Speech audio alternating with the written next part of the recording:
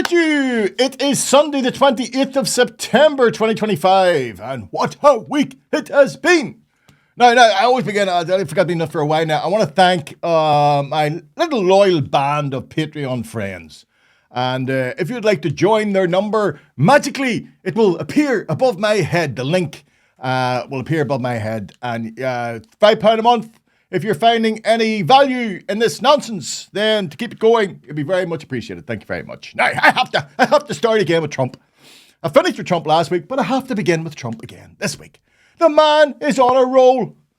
Now, someone wrote in and they noticed what they believe that I may have powers of premonition. I may have premonition powers. Because if you look at the dolls behind me, I have Trump there. There's Donald, right? And Donald is shagging Mickey Mouse.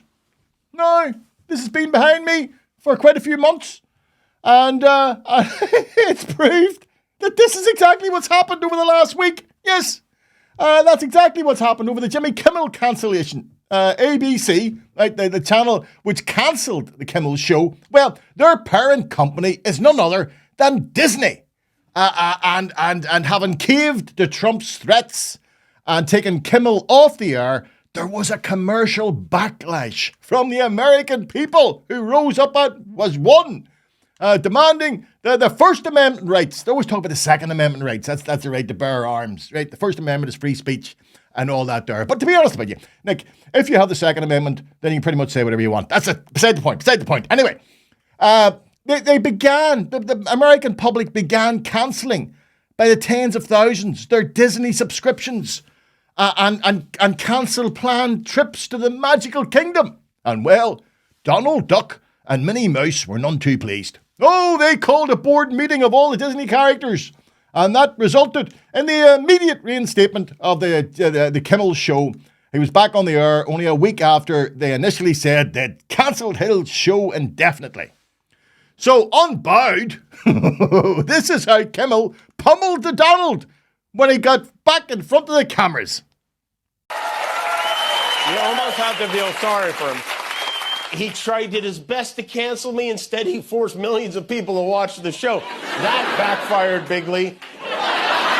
He might have to release the Epstein files to distract us from this now.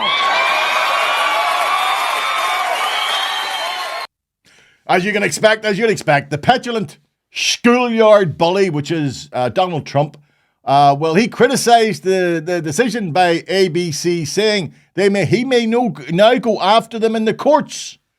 Now, Trump's boot boy in the cancellation of the Kimmel show had been FFC chief Brendan Carr. Now, if you want some background, check out last week's vlogs where I done the whole thing about what happened. As I predicted at the time, rather than cowering comics into silence, the cancellation of the Kimmel show had them queuing up to put the proverbial boot into Donald. And this will only continue to grow as the man-child continues to act like the spoilt brat he's always been.